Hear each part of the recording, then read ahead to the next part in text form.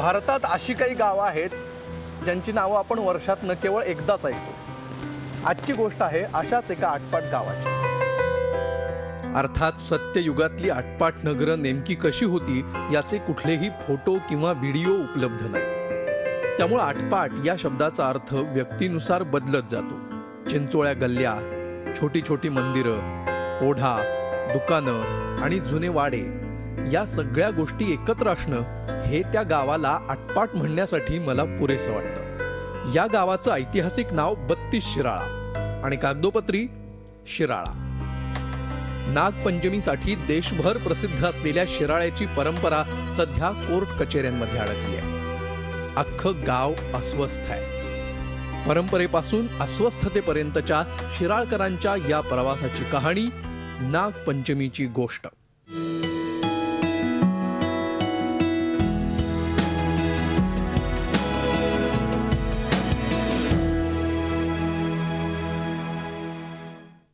नागपंचमीची गोष्ट सुरू होते ती याच ऐतिहासिक महाजनवाड्यापासून.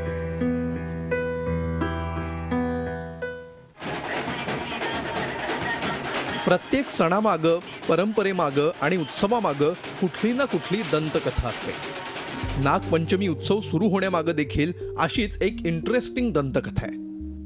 पौराणिक म्हणजे आता श्रावण महिन्यात गोरक्षनाथ महाराज आले होते आणि त्यावेळी इथं एक आमच्या पणजी नागाची पूजा करत होती, मातीच्या नागाची. बरं. मग ते मातीच्या नागापूजा, मग त्यांना भिक्षेला वेळ लाग. मग ते म्हणले आलं की म्हणले 3 वेळा आणि नंतर म्हणले आता यातला अंगारा घेऊन तुम्हाला हे जिवंत नागाची पूजा कराल का. ते मग ते मातीची नागाची पूजा कराल का असा प्रश्न हो विचारला. हो. मग ते जिवंत नागाची पूजा म्हणले की मी ना अंगार घेतो झोळीतनं आणि अंगारा त्यांनी हे केलं आणि ते मातीचे नाग जिवंत झाले.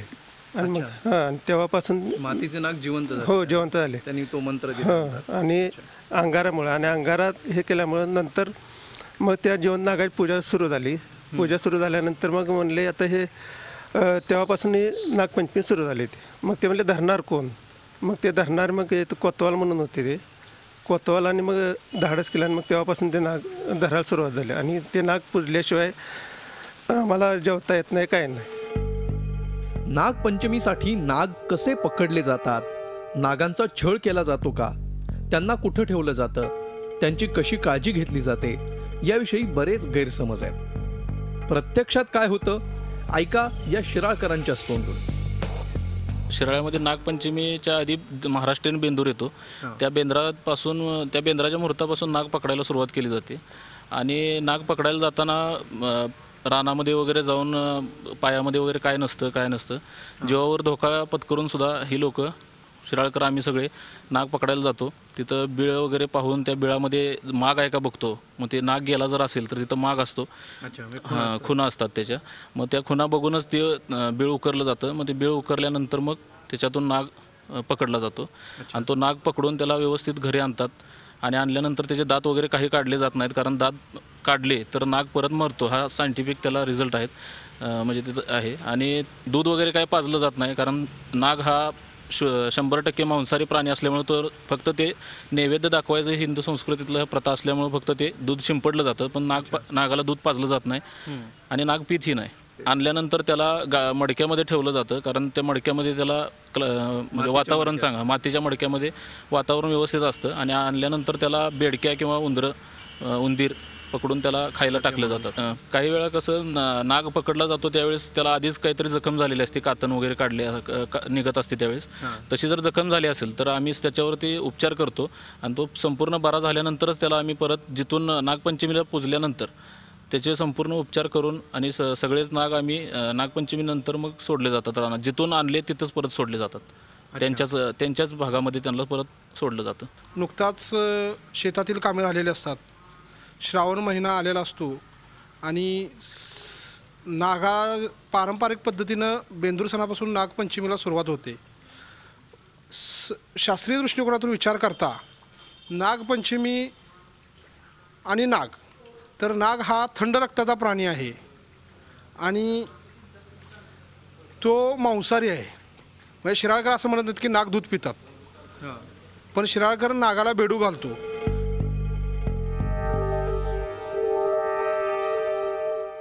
वर्षानुवर्ष श्रावण महिन्यामध्ये बेंदूर झाल्यानंतर नागपंचमी हा सण होईपर्यंत नाग हा विषय शिराळा तालुक्यामध्ये आणि शिराळा शहरामध्ये सुद्धा चर्चित असतो आणि नाग पकडण्याचे प्रयोग सुरू असतात. या काळामध्ये अनेकांना सर्पदंश होतात. मात्र शिराळा परिसरामध्ये जे मेडिकल रेकॉर्ड आहे ते अत्यंत उत्कृष्ट आहे. एकही पेशंट गेल्या अनेक वर्षांमध्ये इथे दगावलेला नाही अशी नोंद सध्या तरी आपल्याला असलेली बघायला मिळते.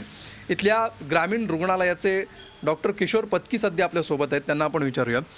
डॉक्टर, गेल्या किती वर्षांपासून तुम्ही ते काम करता आणि सध्या तुम्ही ते काय म्हणून कार्य करता? मी सध्या प्रभारी वैद्यकीय अधीक्षक म्हणून कार्यरत आहे. मी इथं गेल्या 12 वर्षापासून कार्यरत आहे. अच्छा. नागपंचमी आणि शिराळा यांचं जुनं नातं आहे. तर किती स्नेक बाईटच्या केसेस तुमच्याकडे येतात आणि विशेषतः नागपंचमीच्या काळात ही संख्या किती असते? इथं वर्षभरच नाग चावलेले किंवा सर्प चावलेले पेशंट येतात. साधारणपणे व्हायपर, क्रेट आणि कोब्रा 4 प्रकारचे विषारी साप असतात सर्वसाधारणपणे. तर महिन्याला साधारणपणे 15 ते 20 पेशंट इथे येतात. परंतु आत्तापर्यंतचा आपला अनुभव असा आहे की एकही पेशंट आत्तापर्यंत दगावलेला नाही आहे. ज्या एकूण केसेस तुमच्याकडे येतात त्यातले किती विषारी सापांचे असतात आणि किती बिनविषारी असतात? साधारणपणे 40 ते 50% विषारी असतात आणि बाकी बिनविषारी असतात. अच्छा. मग तुमची ट्रीटमेंट नेमकी काय असते? काय तुम्ही त्यांच्यावर उपचार करता? आपल्याकडे अँटी स्नेक वेनम म्हणून औषध आहे. Anti snake venom. अच्छा. तर हे जे बनवलं आहे ते वेगवेगळ्या प्रकारचे सर्प असतात, विषारी साप, घोणस, नाग आणि फुरसे वगैरे. तर त्यांचं विष काढून ते प्रोसेस करतात आणि ते घोड्यामध्ये इंजेक्ट करतात घोड्यामध्ये. आणि नंतर काही दिवसांनी घोड्याचं रक्त काढून त्याच्यापासून प्लाझ्मा सेपरेट करतात आणि त्याच्यापासून हे अँटीस्नेक वेनम हे औषध बनवतात. तर एका रुग्णाला साधारणपणे 10 ते 15 म्हणजे सिव्हिअरिटीप्रमाणे अगदी माइल्ड केसेसपासून मॉडरेट, सिव्हिअर, आणखीन जास्त सिरियस त्याप्रमाणे 5, 10, 15, 20 ऑन ॲन ॲव्हरेज बघितलं तर 15 ते 20 व्हायला लागतात एका पेशंटला. वर्षानुवर्ष चालत आलेल्या या परंपरेला पहिलं आव्हान मिळालं 2002 साली. सांगलीतल्या 2 पर्यावरणवाद्यांनी या प्रथेविरुद्ध कोर्टात धाव घेतली आणि ही प्रथा कोर्ट कचेऱ्यांमध्ये अडकली. सांगली जिल्ह्यातल्या शिराळा गावात चालणाऱ्या नागपंचमीच्या प्रथेला पहिलं कायदेशीर आव्हान मिळालं 2002 साली. जिवंत नागांच्या मिरवणुकीला मनाई करण्यात आली. मिरवणुकीमध्ये अगोदर असणाऱ्या जिवंत नागांची जागा त्यानंतर अशा शोभायात्रांनी घेतली. सांगली जिल्ह्यातल्या पर्यावरणवाद्यांनी आणि प्राणीमित्रांनी नेटानं आपला कायदेशीर लढा सुरू ठेवला. 2002 आणि 3 सालीच त्याचा निकाल लागलेला होता आणि त्यावेळेलाही कोर्टाने सांगितलं होतं की हे प्रकार ताबडतोब बंद करावेत आणि कायद्याची कडक अंमलबजावणी करावी. पण महाराष्ट्र शासनाच्या वन खात्याने याच्याबद्दल फार काय हे न दाखवता त्यांनी त्याच्यावर काय फार कारवाई केली नाही. त्यामुळं 2011 साली परत आम्हाला याचिका दाखल करावी लागली. 2011 साली आम्ही याचिका दाखल केल्यावर शिराळा ग्रामसभेनं त्याच्यात एक रीट पिटिशन केलं. 32 शिराळा ग्रामसभेची याचिका फेटाळून लावली व 32 शिराळ्याबरोबरच संबंध महाराष्ट्र राज्यामध्ये नागपंचमीनिमित्त नाग पकडण्यास, त्यांना बंदिस्त करून ठेवण्यास, त्यांचे खेळ करण्यास वगैरे सर्व प्रकारावर बंदी घातली. जिवंत नागांच्या मिरवणुकीला बंदी, इथपासून ते जिवंत नागांच्या पूजेलाही बंदी, हा प्रवास शिराळकरांना अस्वस्थ करणारा होता. उत्तरोत्तर कायदेशीर पातळीवर पिछेहाट होत गेल्यामुळं इथल्या ग्रामस्थांची अस्वस्थता वाढत गेली. मंगळवारी 15 जुलै रोजी उच्च न्यायालयाने अंतिम आदेश देऊन जिवंत नाग पकडणे, पूजा करणे अथवा त्याची मिरवणूक करणे यावर सर्वच बंधन घातल्यामुळे शिराळकरांच्यात नाराजी पसरली. कारण हा मुख्य या ठिकाणचा सण आहे की ज्या सणामध्ये सर्व धर्मसमूह, या ठिकाणी हिंदू असो, मुस्लिम असो, या सर्व धर्मातले लोक ह्यामध्ये सहभागी होतात. परंतु नागपूजालाच मुख्यालाच बंधन झाल्यामुळे या ठिकाणी 3 दिवस शिराळ बंद करण्यात आले. महिलांनी एक मोठा भर पावसामध्ये मोर्चा काढला. आता ह्या न्यायालयीन लढ्यामध्ये सुद्धा नागरिकांनी सुप्रीम कोर्टामध्ये यावर काय स्टे मिळतो का यासाठी प्रयत्न चालू केले आहेत. या भागातील प्रामुख्याने म्हणजे वाळवा शिराळा तालुक्यातील जो नागपंचमी सण आहे तर हा फक्त शिराळ्यापुरता मर्यादित न राहता हा सण जणू आपला वाळवा आणि शिराळा तालुक्यातील हा आपला स्वतःचा सण आहे याप्रमाणे या सणाची व्याप्ती असते आणि त्याप्रमाणे त्याचं हा सणाचं हे नागपंचमीचं सणाचं महत्त्व वाढत गेलं असतानाच हा सण बंद झाल्यामुळं किंवा न्यायालयीन प्रक्रियेत अडकल्यामुळं लोक काहीसे या ठिकाणचे नाराज झालेले आहेत आणि प्रत्येकाला त्या सण सुरू व्हावा यासाठी प्रत्येकाला आशा आहे ना, हा कधीतरी सण सुरू होईल या आशामध्ये या ठिकाणचे लोक बसलेले आहेत. जुलै महिन्यातल्या हायकोर्टाच्या निर्णयानंतर मात्र शिराळकर आक्रमक झाले आणि सलग 3 दिवस गाव बंद ठेवण्यात आलं. इतर गोष्टी बंद केल्या तरी चालतील, मात्र मूळ परंपराच बंद होणार असल्यामुळं शिराळकरांनी आता इतर कायदेशीर मार्ग शोधायला सुरुवात केली आहे. किमान मूळ परंपरा जिवंत ठेवण्याची परवानगी मिळावी अशी शिराळकरांची अपेक्षा आहे. प्रत्येक गृहिणींना आणि सगळ्या शिराळ्यातील सुवासिनींना ही एकच त्यांची भावना आहे आणि सर्व शिराळकरांची की आम्हाला जिवंत नाग पकडून त्यांची घरोघरी पूजा ही आम्हाला करायची आहे. जिवंत नागाची पूजा करणे हा पहिल्यापासून शिराळकरांचा जन्मसिद्ध हक्क आहेच आणि तो अनेक पुराणावर कथावर आधारित आहे. यावेळी नागपंचमीचा सण साजरा करून द्यावा यासाठी इथल्या महिला सुद्धा आग्रही आहेत आणि त्यांनी काही स्वतःची अशी विशिष्ट भूमिका घेतलेली आहे. तुमचं नाव काय? सर्व श्वेता शिवाजी नलवडे. अच्छा, तुमचं नाव? अनुसया बापू जाधव. अच्छा, नागपंचमीचं तुमच्या लेखी काय महत्त्व आहे आणि सध्या जे काही कोर्ट कचेऱ्यांमध्ये हे प्रकरण अडकलेलं दिसतंय, तर तुम्ही आता काय करणार आहात? सर्व शिराळच्या महिला कमीत कमी 3 वर्ष वयापासूनची जी मुलगी असेल पुढं, तिला आम्ही भावाचा उपवास करायला लावतो. भावाचा उपवास आदल्या दिवशी आम्ही धरतो आणि तो जिवंत नागाची पूजा केल्याशिवाय उपवास आम्ही सोडत नाही. आणि सर्व शिराळा महिला ह्याच विषयावर ठाम आहेत की आम्हाला जिवंत नागाची पूजा करायला मिळाल्याशिवाय आम्ही भावाचा उपवास सोडणार नाही. आमची अपेक्षा एवढीच आहे की ज्या दिवशी नागपंचमी आहे त्या दिवशी जिवंत नागाचीच आम्हाला पूजा ही करायची आहे, तरच आम्ही उपवास सोडणार नाही, तो उपवास सोडणार नाही. गाजत गाजत काय वाजत गाजत नागय राजाचं याड बाळाला लागत, नागय राजाचं याड कांताला लागत.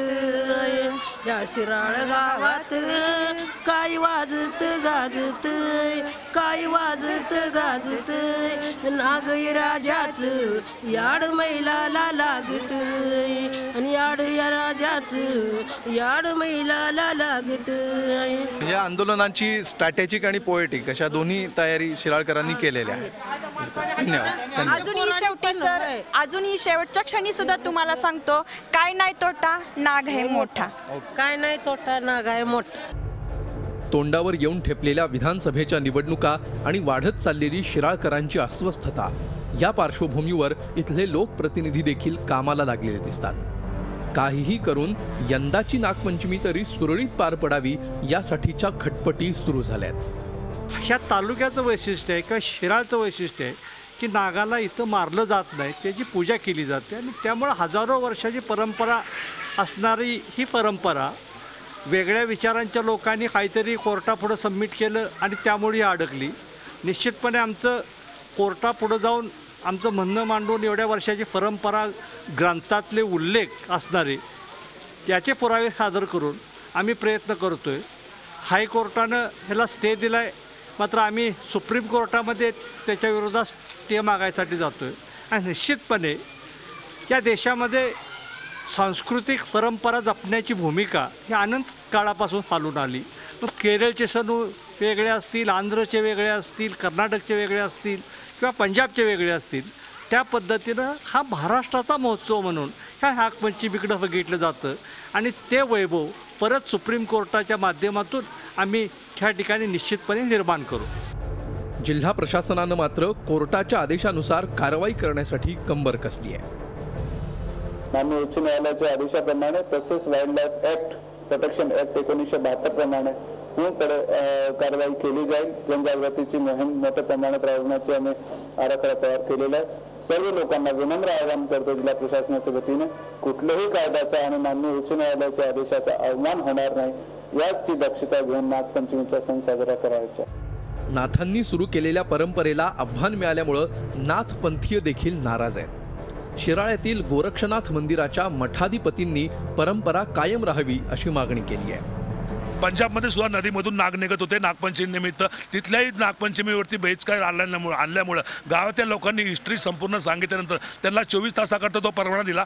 तसेच कर्नाटकमध्ये सुद्धा नागपंचमीची स्पर्धा होत होती, त्याच्यावरती सुद्धा बहिष्कार आल्यामुळे त्यांनी सुद्धा सविस्तर माहिती सांगून कोर्टाकडून तो आदेश रद्द करून 24 तासाचा परवाना मागितला. तर आजही शिराळकरांना सुद्धा श्रद्धा आणि भक्ती त्या वाटेमागे नागनाथांची शक्ती परंपरागत आलेल्या या सूचनावरती अनेकांच्या काही विचारावरती आपण विचार न करता, आपण लक्ष न देता नागपंचमी ही परंपरा चाललेली गोरक्षनाथांनी आशीर्वाद दिलेला आहे. आपण या परंपरेचा मान एक ठेवून गोरक्षनाथजी हे मूळ कार्यकर्ता आहे आणि नाथ हे आदी कार्यकर्ते आहेत. नाथांपासून चाललेला गिरीपुरी, भारती सीताराम, संन्यासी, जंगम उदासी, मानभाव पंथ, वैष्णव पंथ, जैन समाज, मोमेडन समाज आणि ख्रिश्चन समाज अशा सर्व धर्माला चालना नाथांनी दिलेली आहे. नाथ या सृष्टीचे पहिले कार्यकर्ते.